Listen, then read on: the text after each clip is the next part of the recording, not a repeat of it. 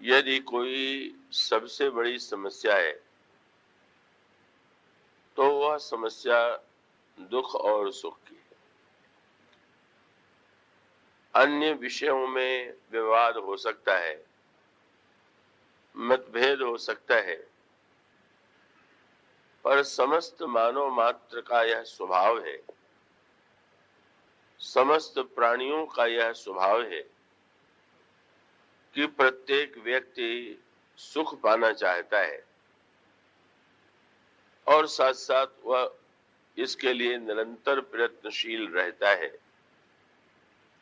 कि हमारे जीवन में दुख न आने पावे।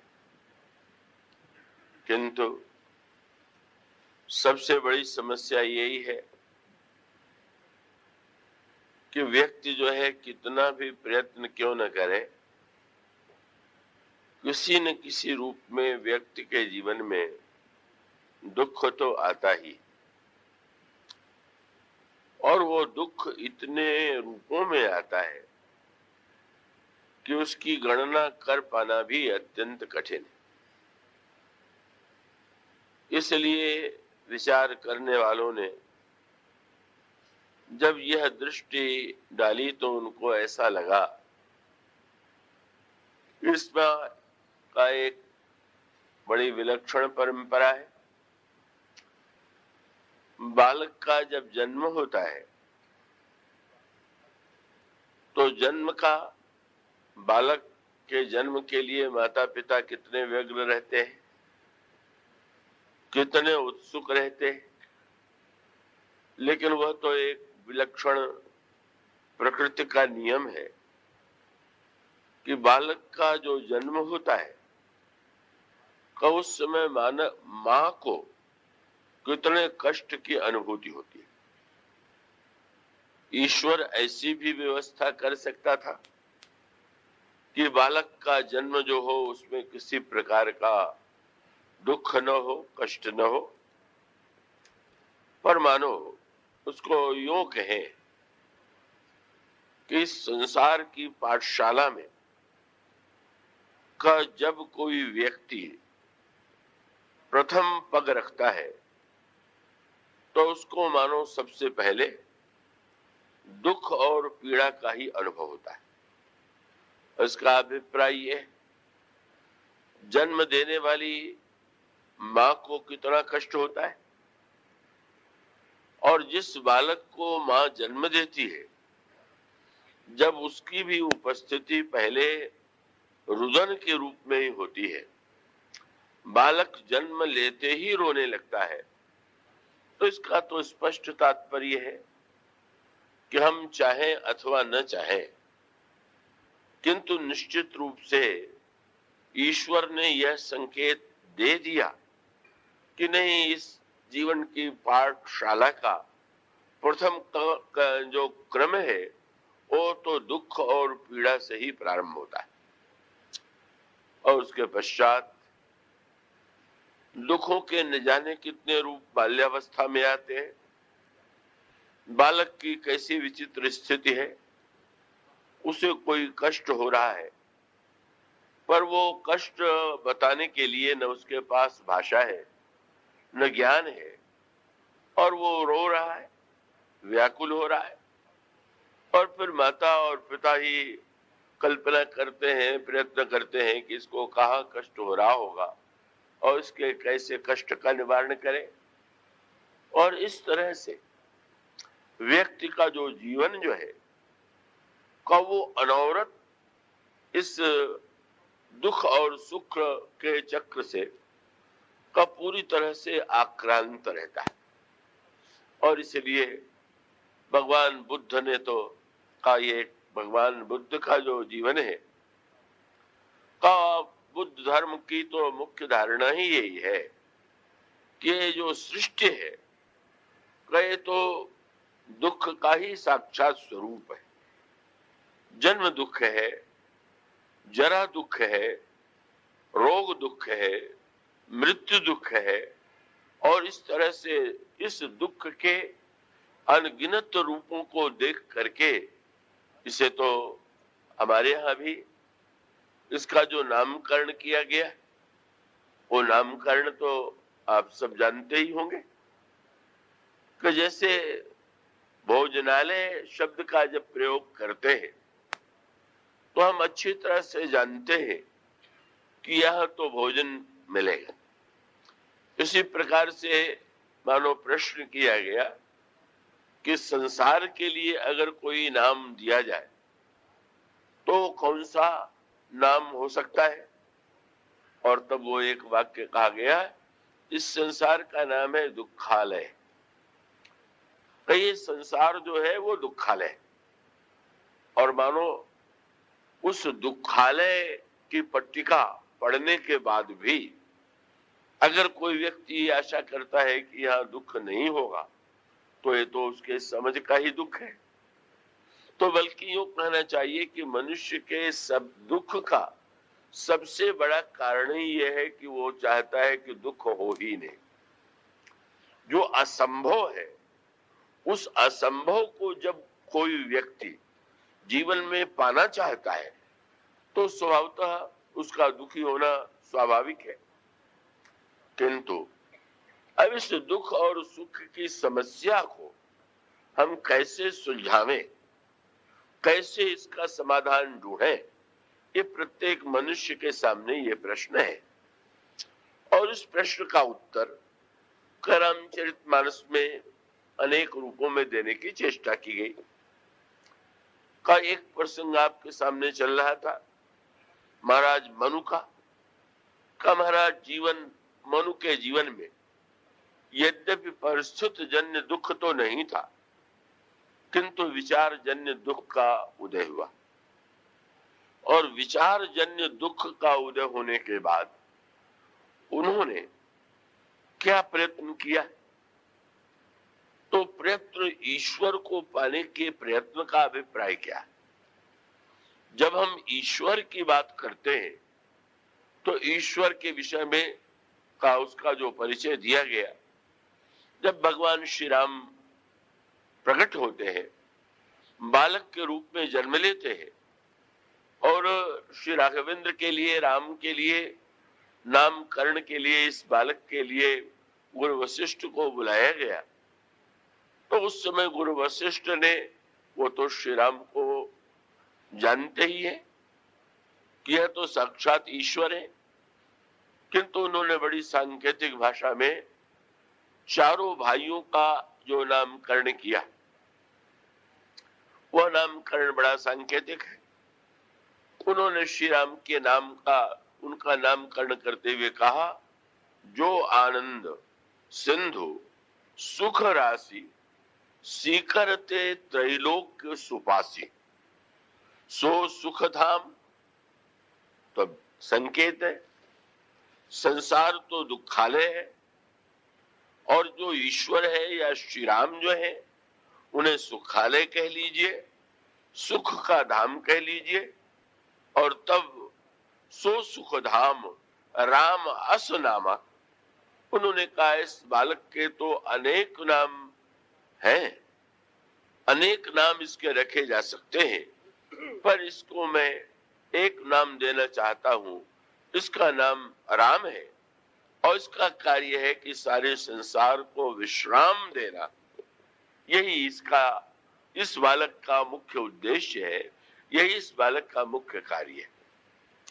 और फिर उसके पश्चात जो अन्य तीन शेष भ्राता हैं, उन तीनों का भी नामकरण किया गया है, और उस नामकरण के भी अपने अलग अलग संकेत और संदर्भ हैं। जब उन्होंने श्री भरत का नामकरण किया तो भरत का नामकरण करते हुए उन्होंने उस दूसरी समस्या की ओर संकेत किया जिसका संदर्भ यहां से जुड़ा हुआ है, और वो ये है कि बालक जब जन्म लेता है तो उसके रुदन में सबसे पहली समस्या जो होती है वो भूख की होती है, और इसीलिए उसके मुख में चाहे शहद डाल करके या दूध डाल करके का उसकी समस्या का समाधान किया जाता है। और मानो ईश्वर ने भी इस बात को समझ करके ही का बालक के जन्म के पहले ही जब मां के स्तनों में का वो दुग्ध की सृष्टि कर देता है, तो मानो उस समस्या का समाधान, जो इससे हम भूख कह सकते हैं, का वो सबसे पहले वही समस्या बालक के सामने आती है। तो अब ये बालक के जीवन में जो दुख की भूख के रूप में पहली समस्या आती है, का मानो इसका निराकरण करने के लिए दूसरा जो नामकरण किया गया, वो नामकरण है श्री भरत का। उन्होंने कहा इस बालक का नाम भरत है और इसका कार्य है विश्व भरण पोषण कर जोई, ताकर नाम भरत अस होई।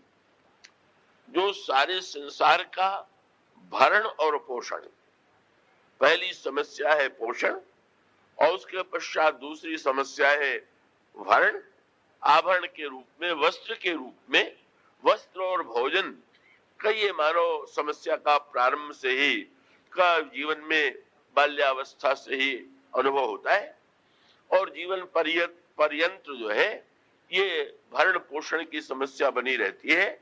और वशिष्ठ ने कहा कि जिस बालक के द्वारा संसार के समस्त जीवों का भरण पोषण होता है, वो बालक ये भरत। और फिर उन्होंने तीसरा नामकरण किया। का तीसरी समस्या आती है, हमारे जीवन में दुख है, संकट है, विपत्ति है,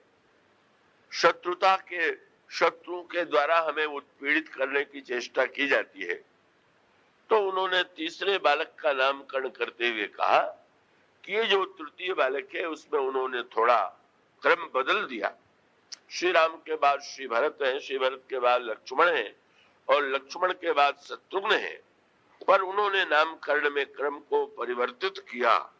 उन्होंने शत्रुघ्न का नाम और उनके नाम की व्याख्या इस तृतीय बालक के नाम की व्याख्या पहले की और श्री लक्ष्मण के नाम की व्याख्या अंत में की।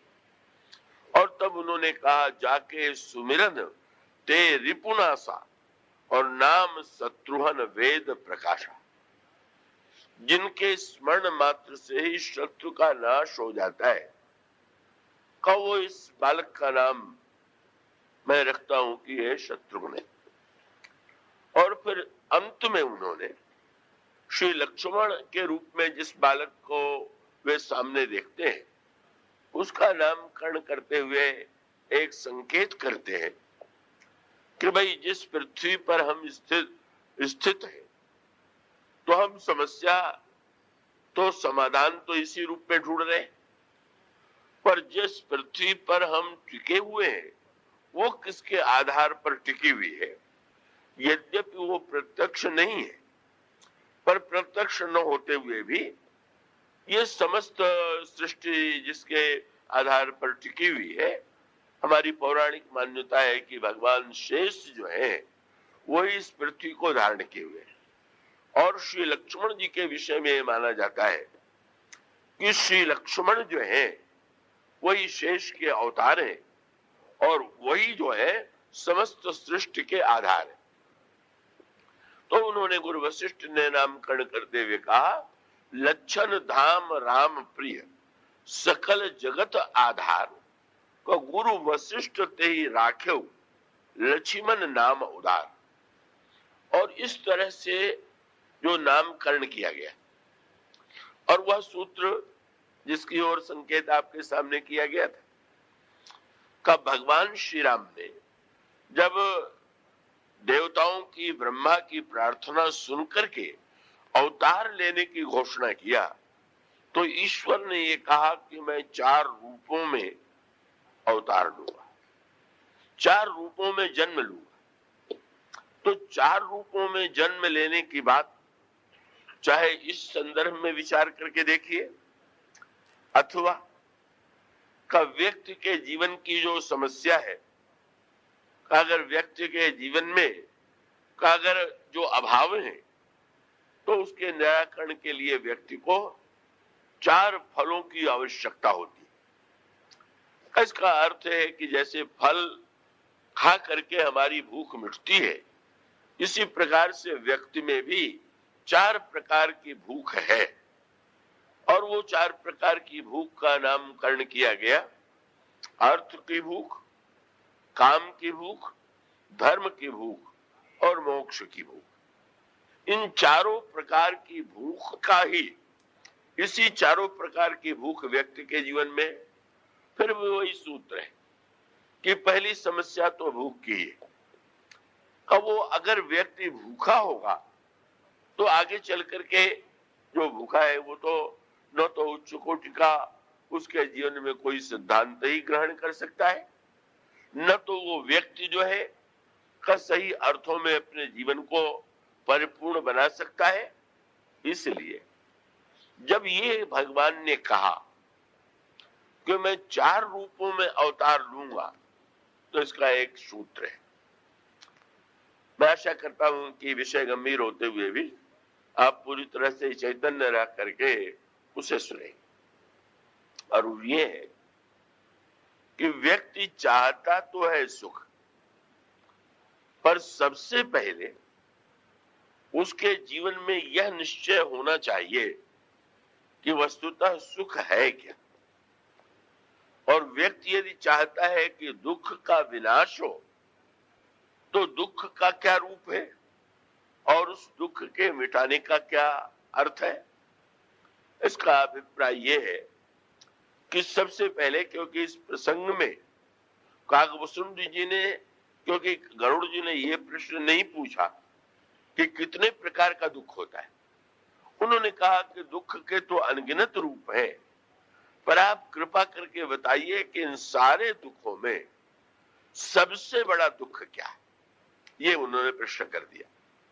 और तब काकभूषुंड जी ने यह कहा कि नहीं दरिद्र सम दुख जगमाई, दरिद्रता से बढ़ करके कोई दुख संसार में नहीं।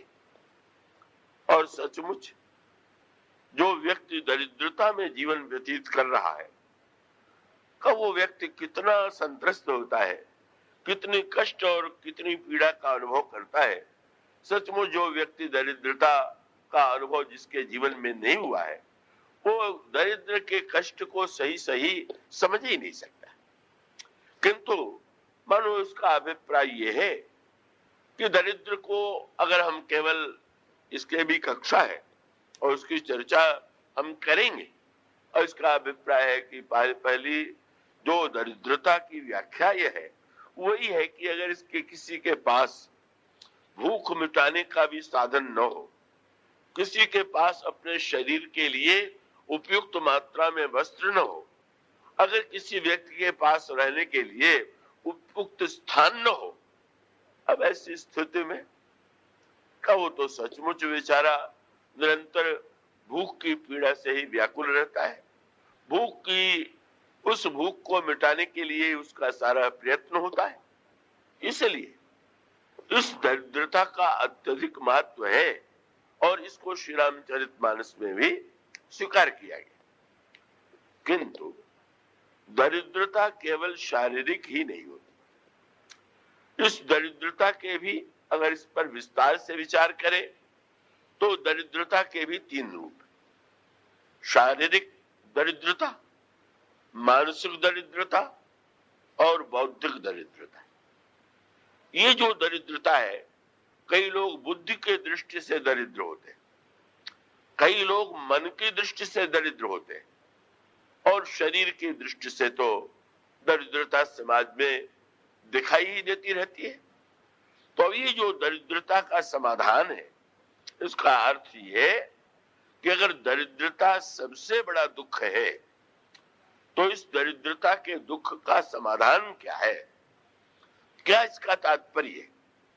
कैसे लिए जब ये कह दिया जाए कि अरे ये रोटी का कोई महत्व नहीं है, अन्न का क्या महत्व है, बड़ी उत्कृष्ट वस्तुएं अध्यात्म और ज्ञान की हैं, तो भरे पेट वाला व्यक्ति दूसरों के सामने ये भाषण दे सकता है, उसके पक्ष में तर्क रख सकता है, लेकिन का वो तो केवल उसका एक भाग विलास मात्र है।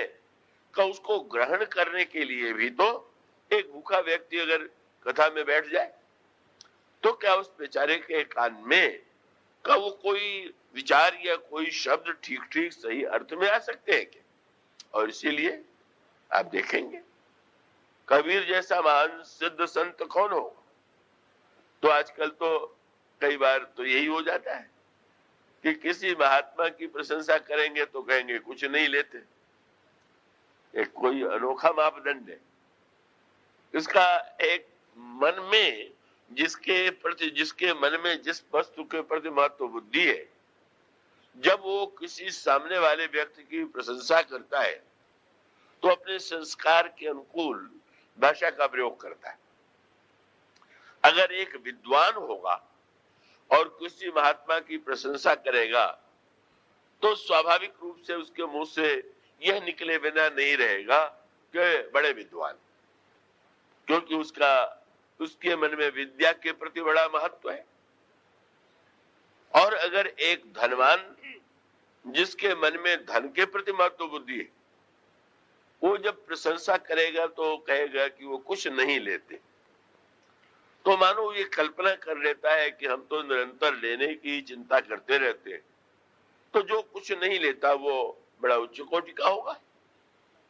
अगर कोई तीसरे प्रकार का व्यक्ति होता है जिसके मन में कर्म के प्रति महत्व बुद्धि है, तो कह सकता है कि वो बड़ा लोकोपकार का कार्य करते हैं।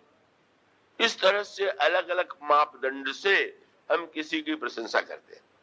किंतु बड़े महत्व का सूत्र जो रामायण में दिया गया और वो बहुत एकाग्रता से समझने योग्य है, वो ये है कि इससे इस मान्यता का परिणाम ही होता है कि अब जैसे कोई व्यक्ति अनशन पर बैठे, वो बड़ी प्रसिद्ध घटना हुई थी बहुत वर्ष पहले कि जब एक सज्जन अनशन पर बैठे तो बैठने के बाद लोगों की सहानुभूति उत्पन्न हुई, लेकिन अनशन के दिन व्यतीत होते गए और उनका वजन बढ़ता गया।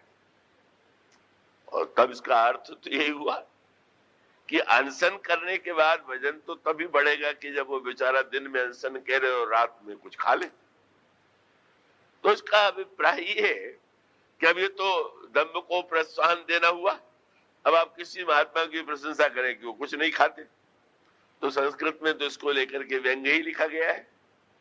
उन्होंने कहा, एक सज्जन मोटे तगड़े, संस्कृत का बड़ा प्रसिद्ध वाक्य है, पीनोयम देवदत्ता, ये देवदत्त जी तो बड़े मोटे हैं।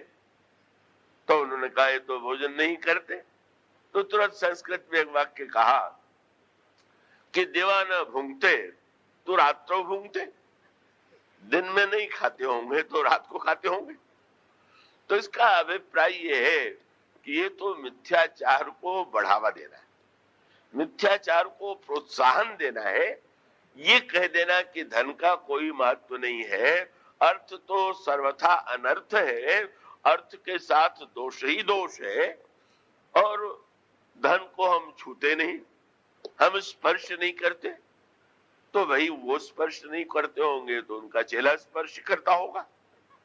तो इसका अर्थ ये है कि किसी न किसी प्रकार से का व्यक्ति अगर जीवित रहता है, अगर शरीरधारी है, तो उसे भोजन भी तो चाहिए, कुछ वस्तु भी तो चाहिए, यात्रा करेगा तो उसके लिए यात्रा व्यय भी तो चाहिए।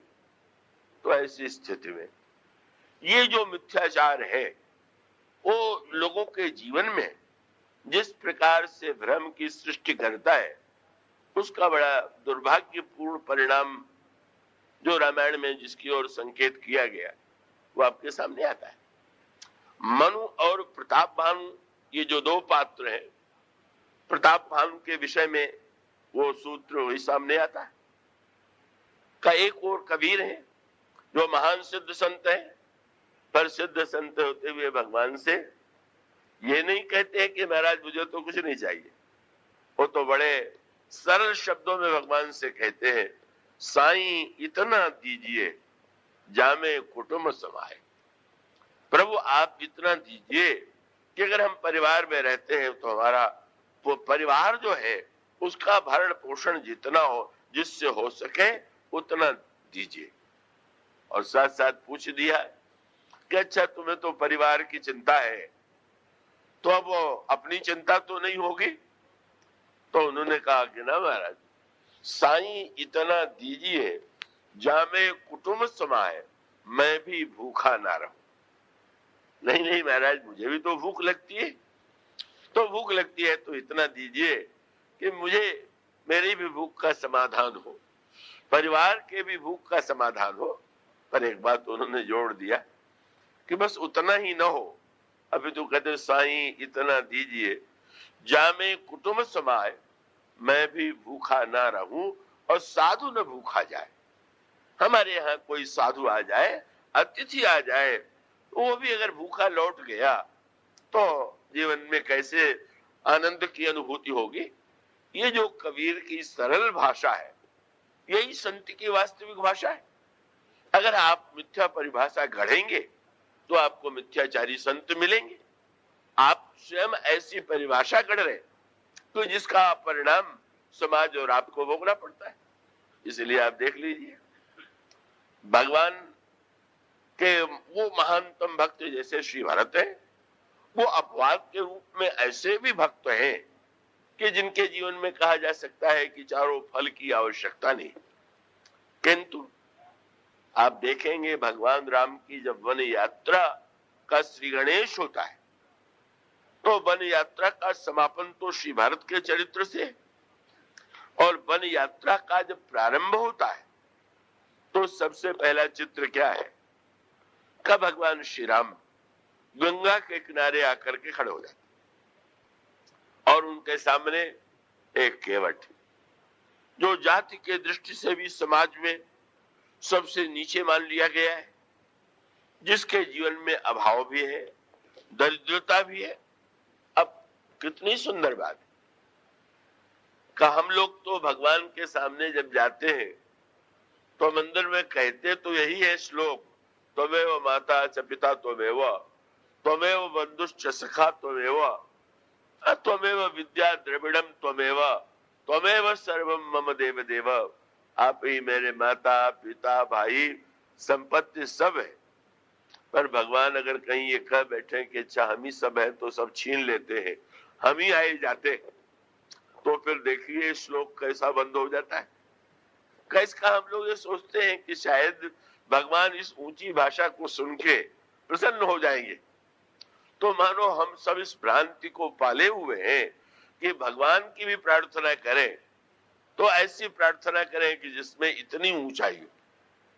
जब कोई एक सज्जन ने कहा कि मैं संपुट पाठ करता हूं तो आप बताइए कौन सी पंक्ति अच्छी रहेगी। मैंने कहा अभी आपने कभी संपुट पाठ किया? तो उन्होंने कहा तो कौन सी चौपाई का संपुट?